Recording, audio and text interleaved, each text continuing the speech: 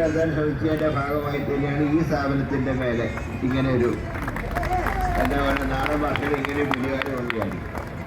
പക്ഷേ അതിൽ ഇത്രയും ജീവനക്കാരെ നമുക്ക് വിരി കൊടുക്കണം.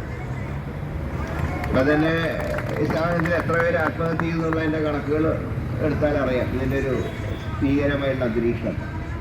അപ്പോൾ ഗൾഫ് രാജ്യങ്ങളിൽ തന്നെ ജോലി നഷ്ടപ്പെട്ട ആളുകൾ നമ്മുടെ രാജ്യത്തേക്ക് ഇപ്പോൾ തിരിച്ചു വരുമ്പോഴാണ് നമ്മുടെ നാട്ടിൽ പ്രവർത്തിക്കുന്ന ഒരു സ്ഥാപനം അടച്ചുപൂട്ടുന്നൊരു സാഹചര്യം. അപ്പോൾ കേരളത്തിനെ സംബന്ധിച്ച് മുൻകാലങ്ങളിൽ ഡിസ്പ്ലേലുണ്ടായിരുന്നു, ഒന്നും തുടങ്ങാൻ കഴിയില്ല. ഇപ്പോൾ അങ്ങനെയല്ല. ഇപ്പോൾ തുടങ്ങിയതിനെയാണ് ചില മത്സരത്തിൻ്റെ പേരിൽ, ചില കുപ്രചരണത്തിൻ്റെ പേരിൽ ഇവിടെ കൂട്ടിയത്.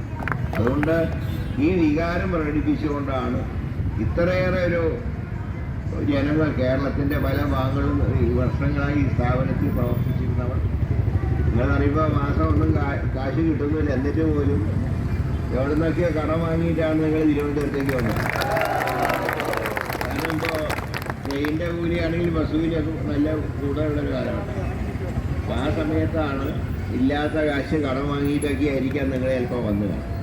അതുകൊണ്ട് ഗവൺമെൻറ് ഇക്കാര്യത്തിൽ വളരെ കാര്യക്ഷമമായി പ്രവർത്തിച്ചില്ലെങ്കിൽ ഇപ്പം തന്നെ അയ്യപ്പൻ്റെ കോപം കിട്ടുന്നുണ്ട്. അതിന് പുറമെ ഇനി പാവപ്പെട്ട ജീവനക്കാരുടെ ശാപം കൂടി ആയാൽ അതിൻ്റെയൊക്കെ ഫലം അനുഭവിക്കേണ്ടി എന്ന് ഭരിക്കുന്നവരാണ്. ഞാൻ മറ്റ് രാഷ്ട്രീയമൊന്നും പറയുന്നില്ല, രാഷ്ട്രീയം പറയേണ്ട രീതിയല്ല എല്ലാ പാർട്ടിക്കാരും ഉണ്ട്, എല്ലാ പാർട്ടിക്കാരും.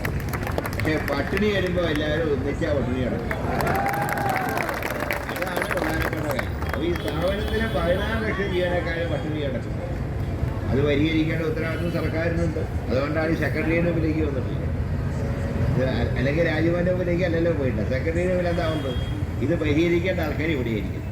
അതുകൊണ്ട് 16 ലക്ഷത്തിൻ്റെ പ്രതിനിധികളാണ് ഇന്നിവിടെ കൂടിയത്. ഏതാണ്ട് നല്ലൊരു ആൾക്കൂട്ടം അവിടെ ഉണ്ട്. അപ്പോൾ ഞാൻ വിചാരിച്ചത് ഏതെങ്കിലും സമരങ്ങളുടെ കൂട്ടത്തിൽ ചെറിയ കൂട്ടായിരിക്കുന്ന ഞാൻ നോക്കുമ്പോൾ റോഡ് നോക്കി ഞാൻ കൂടുതലൊന്നും പറയുന്നില്ല.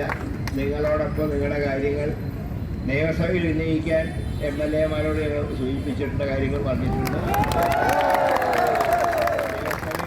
ഏതാണ്ട് സർക്കാരിൻ്റെ നിലപാടെന്ന് നമുക്കറിയാലോ. അതുകൊണ്ട് നമുക്ക് ഇക്കാര്യത്തിൽ ഇതിനെ തുടർന്ന് സർക്കാരിൻ്റെ മറുപടി എന്താണെന്ന് അറിഞ്ഞതിന് ശേഷം നമുക്ക് തുടർ കാര്യങ്ങളെക്കുറിച്ച് ആലോചിക്കാമെന്ന് മാത്രം പറഞ്ഞു. നിങ്ങളുടെ ഈ സമരത്തിൽ എല്ലാ വിധത്തിലുള്ള വിജയാശംസകൾ നേർന്നുകൊണ്ട് ഇന്നത്തെ ഈ സമരം ഔപചാരികമായിട്ട് ഉദ്ഘാടനം ചെയ്യുന്നു. എല്ലാവർക്കും വിജയമായിട്ട്